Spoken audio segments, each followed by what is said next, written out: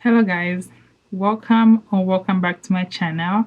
I am Marie France, and in this video I'm gonna be telling you a story. So this is a story time of what happened today, this morning. Crazy. So if you want to hear my story, stay tuned.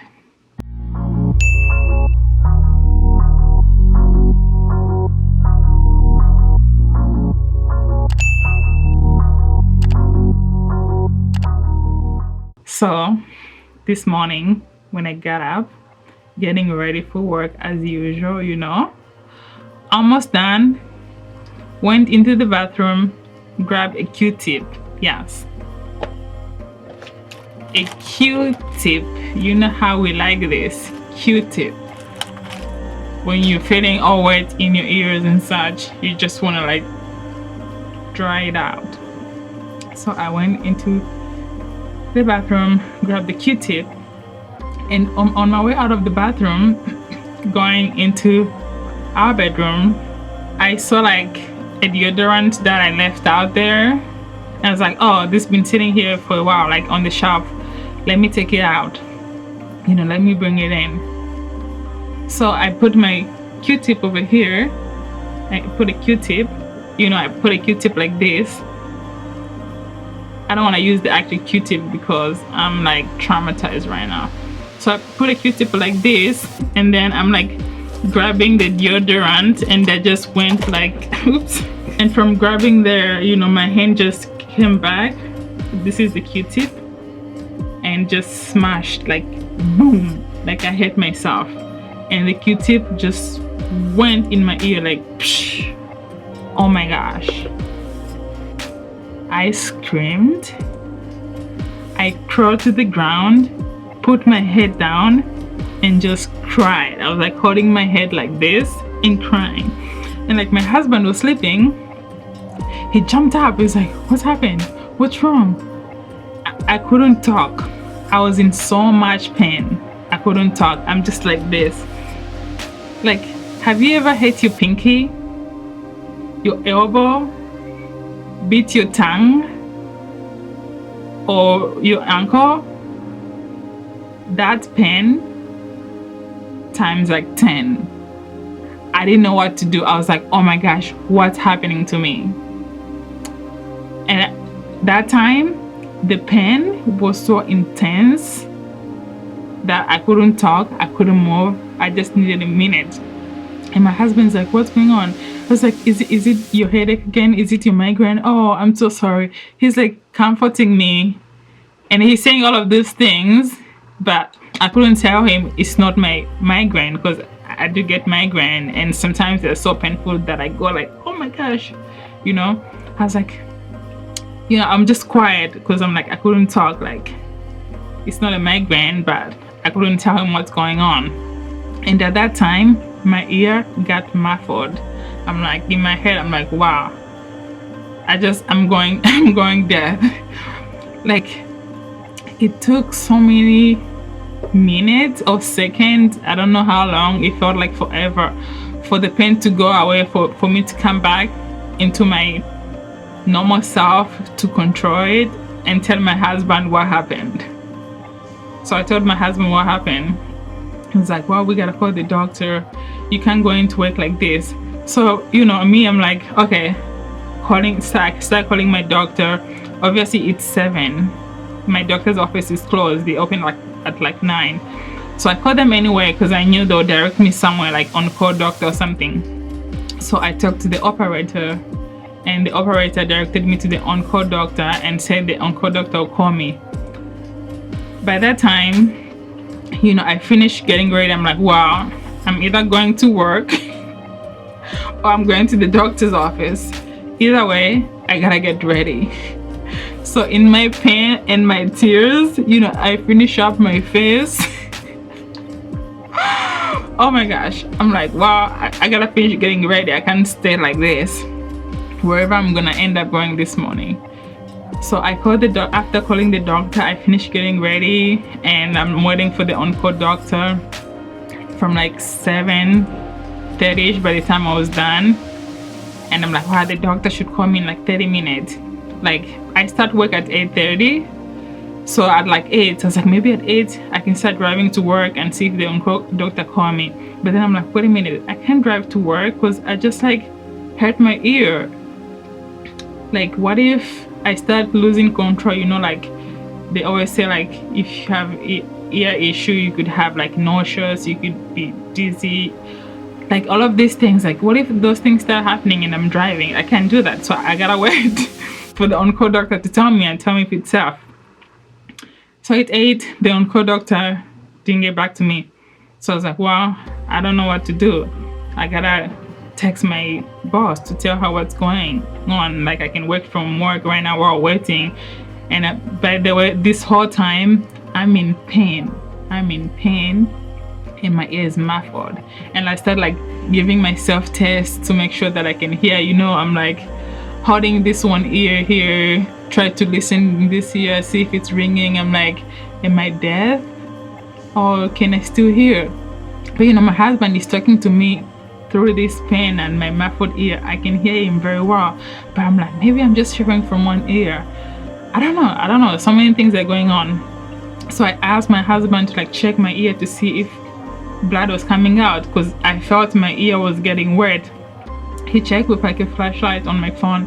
He said he didn't see anything. I was like, oh, that's much better if there's no blood coming out. So we just like sat on the couch. He started working because he worked from home, waiting for the on-call doctor to call me. The on-call doctor didn't call me. So it's almost 8:30. I gotta start working too because I can work remotely. So I get on my laptop, I start working, and then my husband was like, wow, the on-call doctor still didn't call you, it's like 9. I was like, no. He's like, wow, your doctor's office is open, you can call them. So it's like, oh yeah, why didn't I think of this? It's 9. So I call my office and I talked to the receptionist, and then the nurse called me back and told me like, can you come in at like 10:30? I was like, yes, I can come in. So right in and then I went to the doctor's office, and then I was late because of like the parking garage, and parking was just like everyone looping because everyone didn't have a space to park. So finally get to my doctor's office, and I got seen immediately, thank God, because I was like, I'm 20 minutes late, this is an emergency, I'm not gonna reschedule because you know they always say if you're like 15 minutes late you have to reschedule. I'm like, yeah, this is definitely an emergency, I'm not gonna reschedule, they have to see me today. So they saw me. I saw like this resident doctor, and he looked into my ears like, you're bleeding. I'm like, oof, I'm bleeding, okay, this is just gonna get worse. And it's like, he said he would have to see an ENT doctor urgently. And ENT is ear, nose, and throat doctor urgently. So he was like, I'll be right back. So he went for like 10 minutes or so, and came back with like an ENT doctor to do like more exams. So she did more exam on me, and then she did hearing test and looked, say, yeah, you're bleeding, you ruptured your membrane, you know, did the test if I can hear. And by the way, this ENT doctor, she's also deaf in her ear. Like she can hear in both ears, but one ear like is deaf a little. So like, you know, yeah, she's a little deaf in her ear. I guess that's why she's an ENT doctor. So all time like the pain is coming down, but it's like comes up stabbing pain, and I go like like, you know, because it's so much I just can't control it. I'm just so yeah. And then they say, wow, this is what you can do right now. So they prescribed me eardrop. So I actually have it. So this is eardrop, oxfloxacin otic solution for your ear. You can't see, it's very tiny. It's like 5 milligrams only for one ear. And I went to pick it up at the pharmacy, and guess what it cost me? $87 for this thing after insurance. Like what? But anyway, I got this. I got some ibuprofen for pain, So this is an eardrop antibiotic to help with the healing, so that I don't get an infection, because if I were to get an infection, it's just gonna get worse. Like my hearing is gonna get worse, might get worse. I might start experiencing this like more symptoms of having like ear issue because I ruptured my membrane. And the ENT doctor was like, you're very lucky that you can still hear from doing the test. So just monitor yourself, making sure the earring doesn't get any worse. Make sure that you can only get better from now, and if you don't get better, you have to come back urgently. She even suggested that I can go to her office directly, which is the urgent care, and see her. Since she's seen my ear, she knows if it's gonna get better, if it's getting better, than just coming back and seeing another doctor if that was the case. So I went to the pharmacy, grabbed this, came back home. My husband helped me put it in my ear, and this is like, I'm like, oh, I'm getting better, this is just gonna get better. As soon as I put this in my ear, I was crying, I was screaming, I was like, my gosh, why am I feeling like this? The pain came back, like the pain came down here to my neck and then went back up in my head. This whole side, I felt like I was paralyzed. Like it was so painful, like I had to lay down. And then my husband was like, you're bleeding. So we put like a wipey in my, because these were like upstairs, so we put a baby wipey in my ear temporarily before I grabbed this cotton balls. So all this side, I was in pain. I was crying some more again. And I laid down.